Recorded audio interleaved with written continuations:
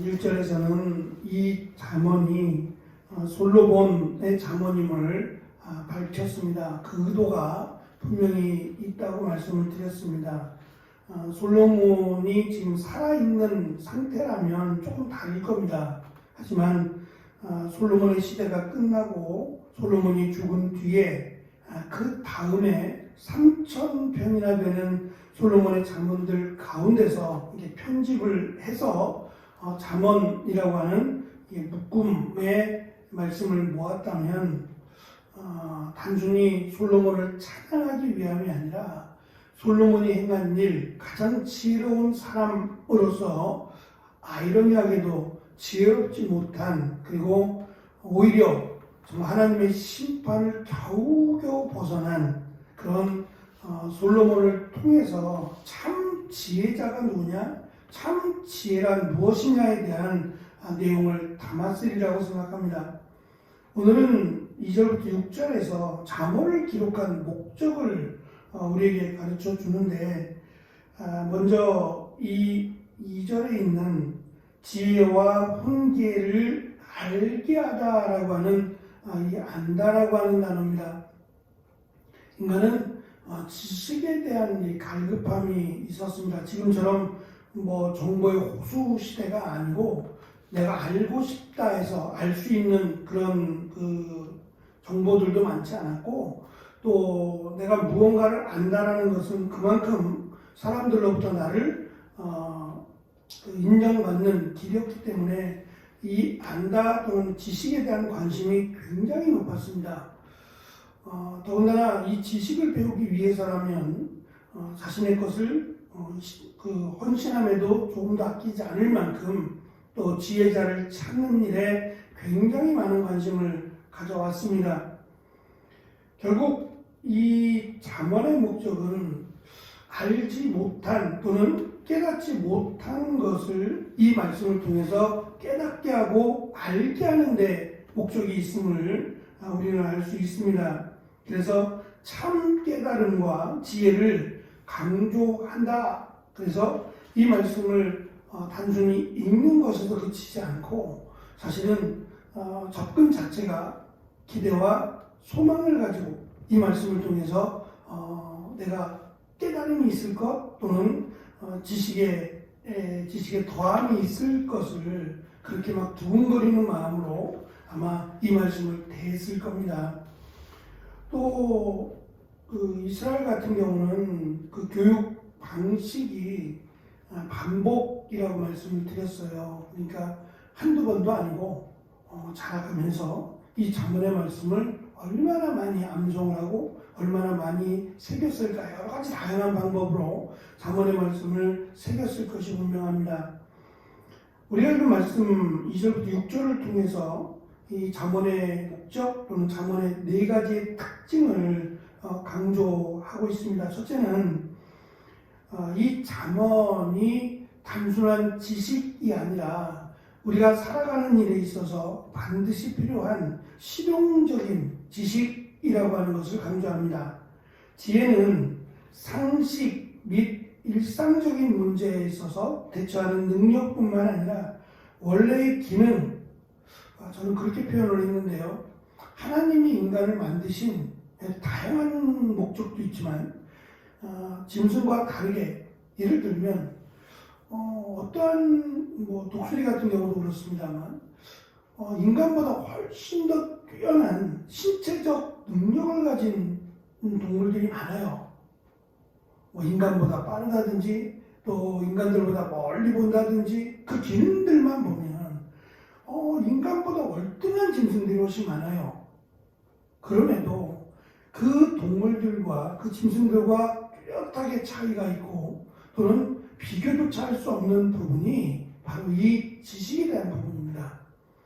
어떤 동물과 짐승보다 인간은 뛰어납니다. 아직까지 제가 살아가면서 인간보다 똑똑하다라는 짐승은 대해 본 적이 없어요. 비슷하다 또는 어떠한 면에서는 이렇게들 이야기하지만 그래도 보편적으로 볼 때 짐승은 인간보다 이 지식적인 면에 뛰어나지 않습니다. 그거는 하나님께서 인간에게 주신 특별한 기능, 또는 이 사고하고 생각하고 또 그것을 처리해 나가는 능력은 인간에게만 정말 주신 그런 하나님의 축복과 은혜인 것 같습니다. 어쨌든 하나님이 그렇게 주신 인간에게만 주신 그런 기능을 제대로 활용하는 능력을 이 자문의 말씀을 통해서 깨닫게 된다는 거죠.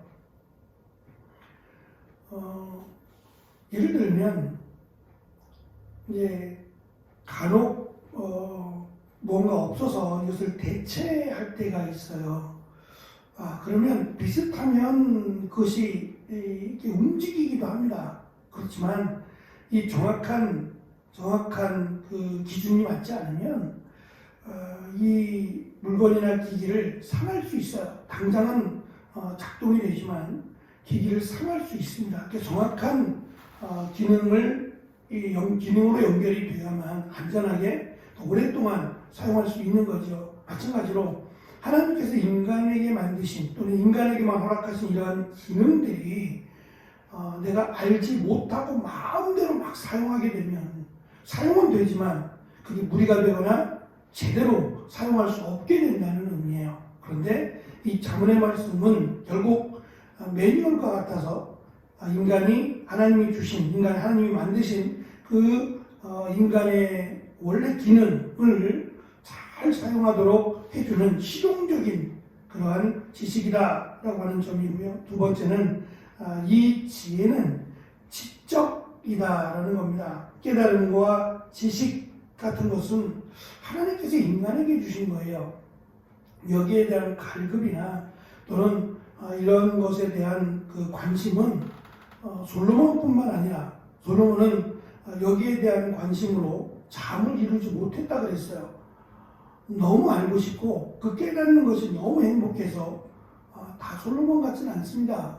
그렇더라도 그 지식에 대한 갈급함은 솔로몬뿐만 아니라 많은 사람들, 당시에 살았던 수많은 사람들이 공통적으로 갖고 있었던 그 차이가 있을 뿐이지 공통적으로 갖고 있었던 그런 마음이라는 점입니다. 세 번째는 이 지혜는 단순히 지식을 습득하거나 깨닫는 데서 그치지 않고 이것이 마치 행동으로 이어져야 되는데 그것이 도덕적이며 절제를 포함한다는 거예요.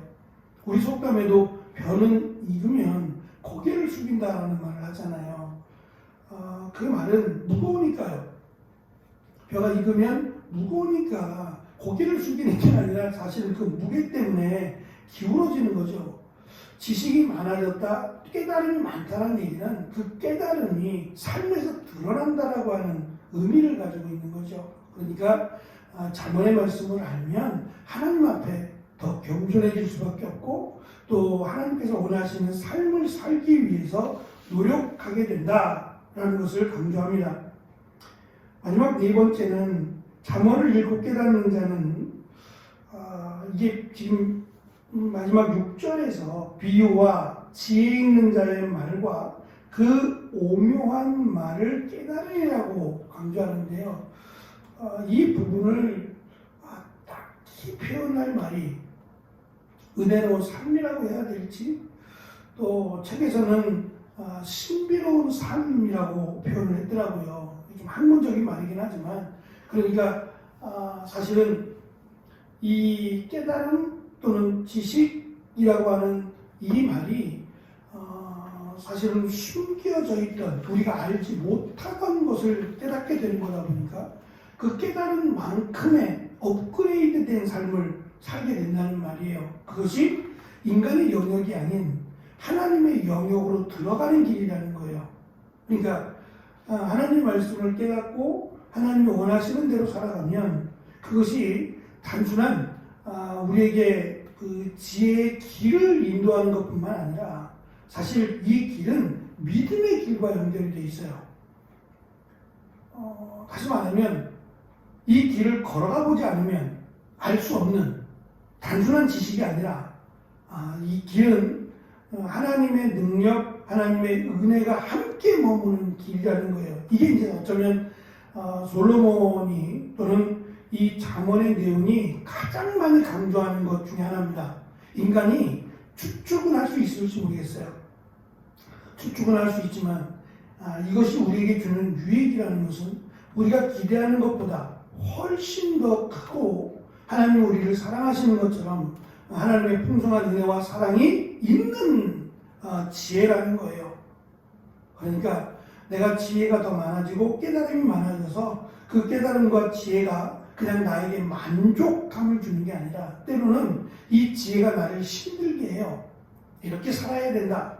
이렇게 살아야 함을 강조하니까 전혀 내가 원하지 않을 수도 있고 또 내가 지금까지 살아온 삶을 바꿔버릴 수도 있어요.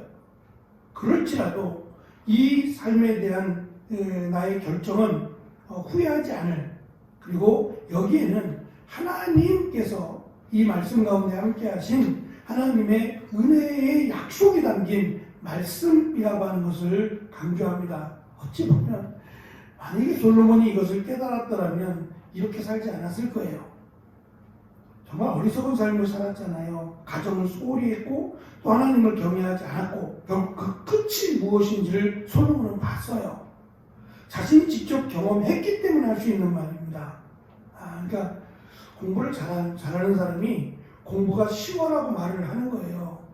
공부를 못하는 사람이 공부가 쉬워 그러면 그게 이해가 되겠느냐 말이에요. 솔로몬은 지혜자로 지혜롭게 살지 못했어요.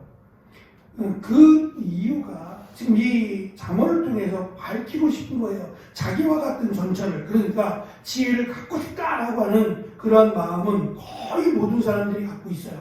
부럽다. 솔로몬과 같은 지혜를 갖고 싶다라고 말만 하지 실제로 지혜를 갖게 되면 자칫 솔로몬처럼 위험해질 수도 있어요.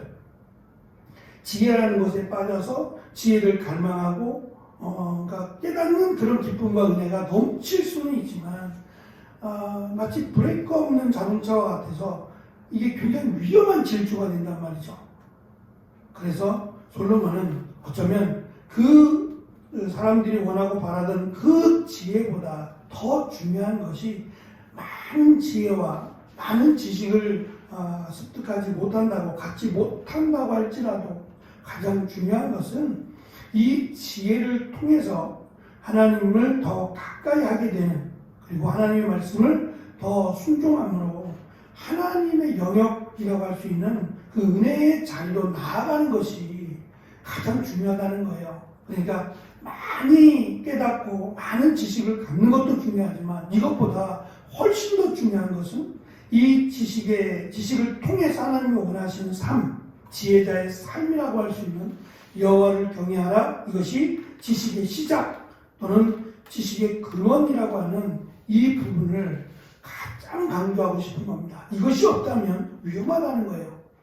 결국 지식은 시작도 지식의 끝도 하나님을 경외하고 하나님을 온전히 섬기는 것으로 마무리가 돼야 이것이 진정한 또는 참된 지혜라고 하는 것을 잠언을 통해서 우리에게 강조해 줍니다.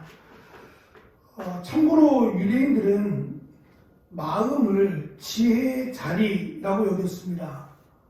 마음이라는 것은 사실 우리는 심장이라고 생각하지만 그들은 이 보이지 않는 신체의 그 내장 가운데 신장이라든지 이런 부분을 마음의 자리라고 여겨왔어요. 어찌됐든 간에 마음이 그 지혜를 담는 자리가 있다.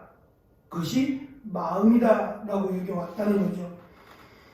그래서 그 지혜로운 사람으로 번역된 단어는 직역하면 지혜의 마음이 있는 사람이에요. 그러니까 지혜의 마음이 없으면 지혜로운 사람이 아니다는 얘기겠고요. 잠언 9장 4절에서 어리석은 자는 지혜의 마음이 없는 자, 지혜 없는 자라고 번역을 했지만 지혜의 마음이 없는 자는 그냥 없다라고 끝나는 게 아니라 어리석은 자로 끝나는 거예요. 그러니까 아이러니하게도 이 어리석다라는 말이 하나님을 알지 못하고 하나님을 믿지 못한다는 의미예요.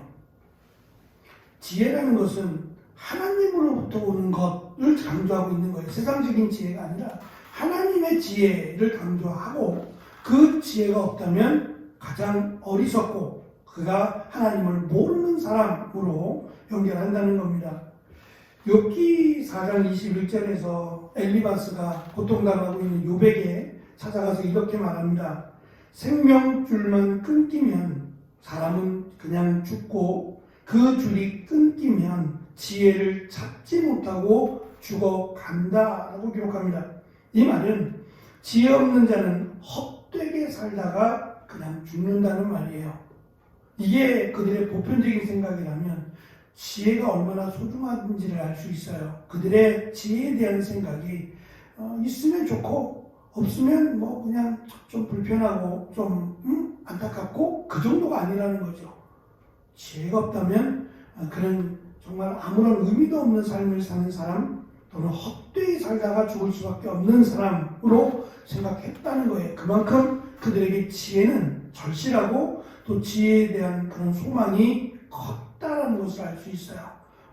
그것을 기준으로 해서 우리가 잠언의 말씀을 살펴봐야 할 것입니다. 마지막 잠언 24장 14절은 지혜를 찾는 자에게 소망과 미래가 끊어지지 않는다라는 식으로 강조를 합니다.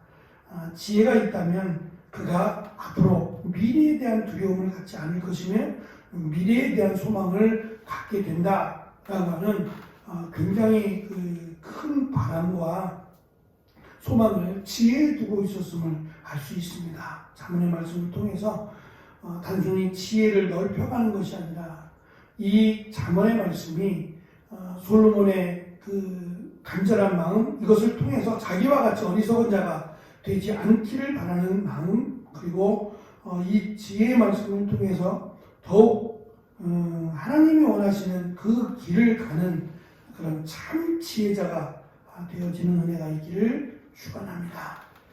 기도하겠습니다.